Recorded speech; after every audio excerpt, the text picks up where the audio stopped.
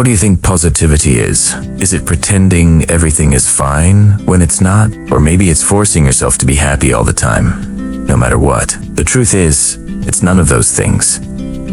Real positivity is quieter. It's stronger, and it's a lot harder to find. A man named Daniel discovered exactly what it means. At the very moment, he hit rock bottom. Daniel was the kind of guy who thought he had it all figured out. He had a comfortable apartment in the city, a good job with a fancy title, and colleagues who nodded when he spoke. His manager praised him, but mostly when they needed him to work late. Daniel believed that being positive meant smiling through the stress and working harder than everyone else, as if achievement itself was the same thing as happiness. Then, one Tuesday morning, the company downsized. His name appeared on a cold, impersonal email.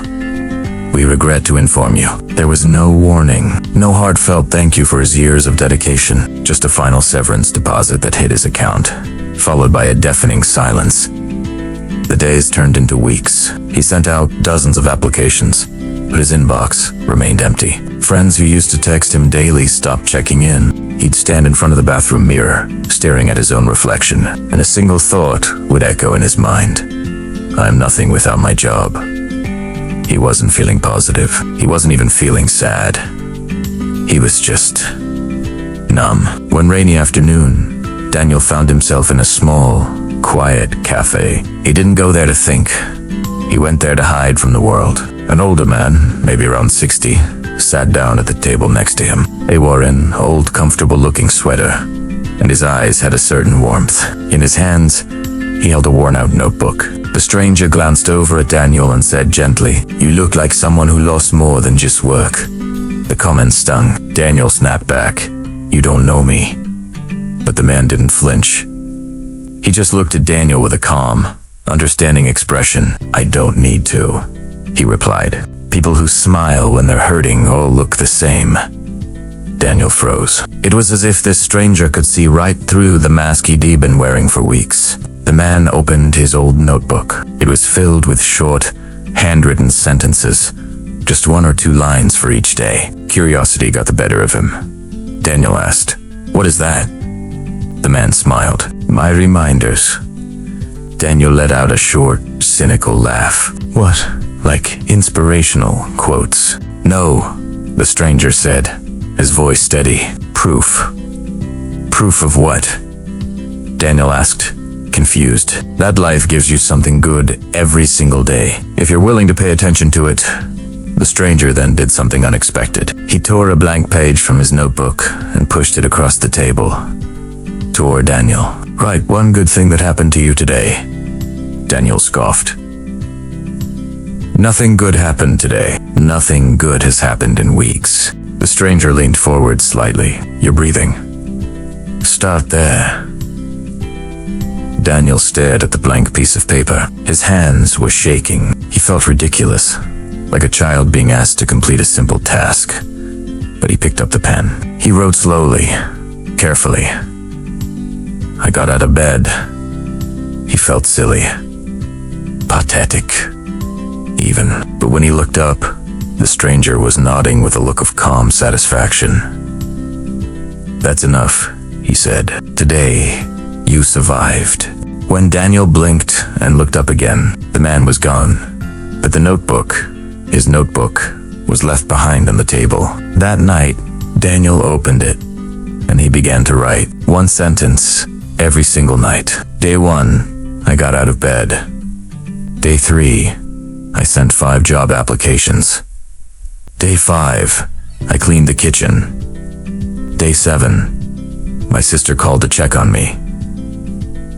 These weren't miracles. They weren't major career wins or life-changing events, but they were real. And for the first time in a long time, Daniel wasn't searching for some grand, elusive feeling of happiness.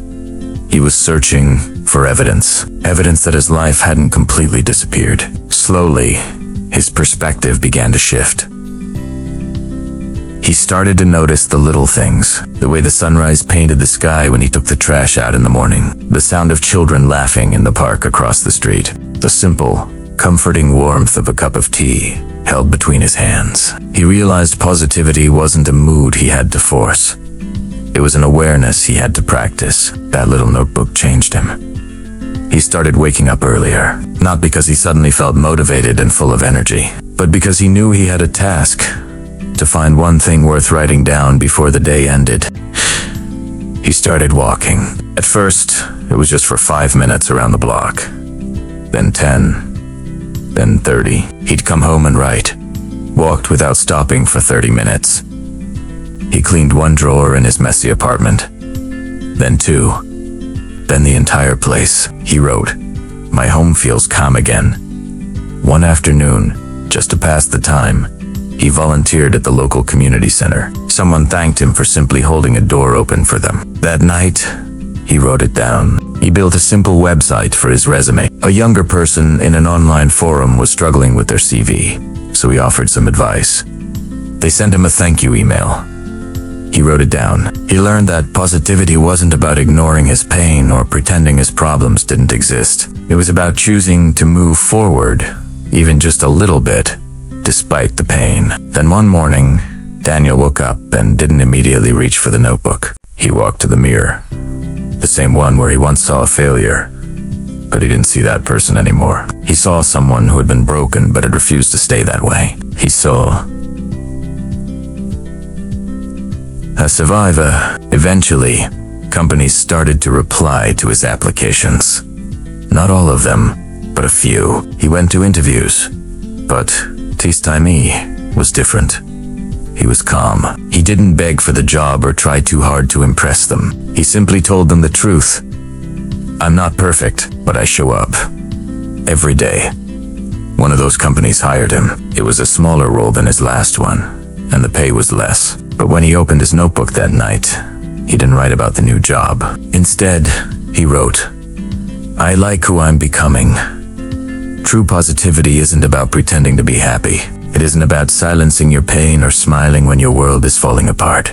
It's about choosing one reason, even a tiny, seemingly insignificant one, to try again tomorrow. Daniel thought his life had ended the day he lost everything, but in reality, his new life was just beginning. The moment he learned to count what he still had. If this story inspired you, share it with someone who might need a little bit of hope today. And subscribe for more stories that can help change your perspective, because your next chapter may be just one positive thought away. Thanks for watching.